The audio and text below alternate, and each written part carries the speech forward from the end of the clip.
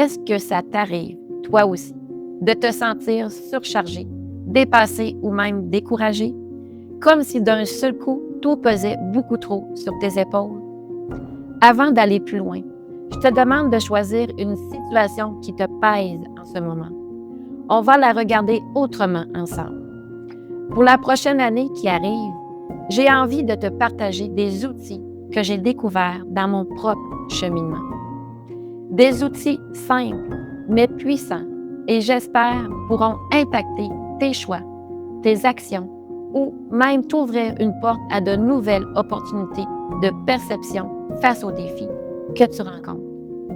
Et pour ce partage, il sera question de ce qui m'aide à retrouver de la clarté quand je me sens submergée. Parce que je réalise quelque chose d'important. Chaque fois que je me sens dépassée, ce n'est pas un manque de capacité, c'est un manque de clarté, un manque de focus, un manque de direction. Depuis quelque temps, j'observe vraiment mes réactions. Je regarde comment je réagis émotionnellement quand la surcharge se présente. Et j'observe, est-ce que mon discours devient négatif? Est-ce que je dramatise sans m'en rendre compte? Est-ce que je me laisse emporter par la vague des émotions? Et au lieu de rester dans ce discours pessimiste, j'ai commencé à me dire, OK, en ce moment, je vis un challenge. Je ne sais pas encore comment le résoudre. Mais il existe une solution et je sais que la solution va se révéler au bon moment. Et juste ça, ça change mon énergie. Parce qu'un discours plus posé ouvre un espace en moi. Un espace où je peux respirer et où mon subconscient peut m'inspirer la question suivante. Quelle petite action je peux faire maintenant? Je remarque aussi que quand je suis dans une énergie de solution, je me laisse plus autant toucher par les banalités du quotidien. Je suis plus haute vibratoirement, plus ancrée, et l'extérieur a beaucoup moins de prise sur moi. Alors qu'à l'inverse, si je me répète, je suis découragée, je ne sais pas comment je vais y arriver. Je sens immédiatement la lourdeur et je sens mon énergie chuter. Et la clé ici, c'est de ne pas se culpabiliser d'avoir ce discours négatif. Jamais. Tu dois te rappeler qu'au moment où ce discours négatif est apparu, tu as fait du mieux que tu pouvais avec la conscience et la présence que tu avais dans l'instant. Parce que dès que tu le vois, ce discours négatif, tu peux commencer à le changer.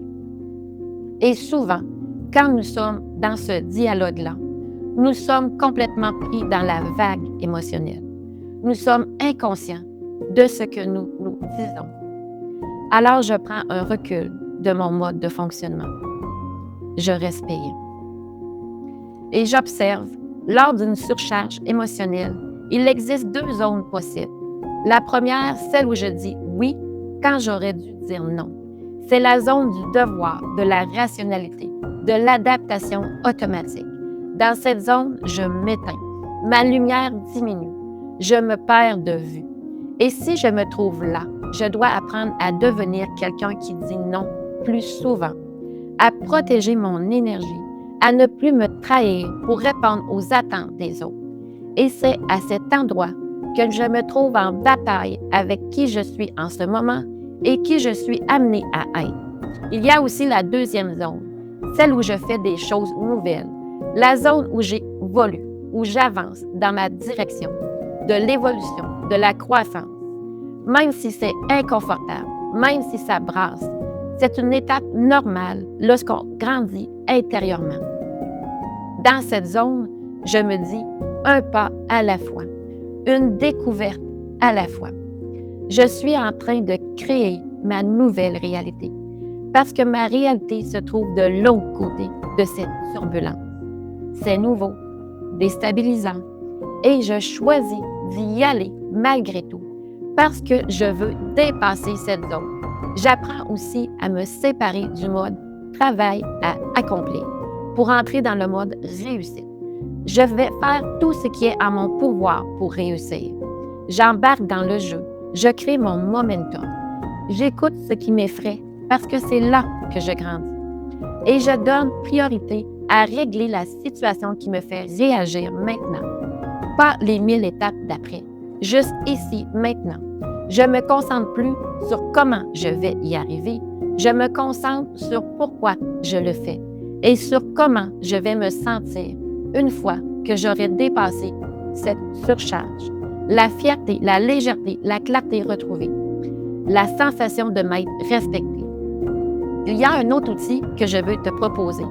Changer l'association que tu as avec la surcharge. Au lieu de penser « je ne sais pas »,« c'est difficile »,« je n'y arriverai pas », je me redresse, j'ouvre les épaules et je me dis « cette surcharge est une invitation au changement, une opportunité, un nouvel élan intérieur, une chance de faire différemment. Juste ça et l'énergie change, car je ne me trouve plus dans une énergie de lourdeur. » Alors, je te propose un petit exercice pour cette semaine. Reprends la situation que tu as choisie au début. Observe ton cercle de pensée. Regarde comment tu te sens, comment tu réagis, quel langage tu utilises et à quel moment la vague émotionnelle t'emporte. Ensuite, prends un recul. Identifie tes réflexes. Change l'association que tu fais avec cette agitation et regarde ce que ça crée en toi quand ton discours devient un discours de réussite plutôt qu'un discours pessimiste. Quand tu mets de la lumière sur ce qui t'habite, tu récupères déjà du pouvoir. Dis-moi en commentaire quelle situation stressante vas-tu affronter cette semaine pour progresser. Je veux te lire et on avance ensemble.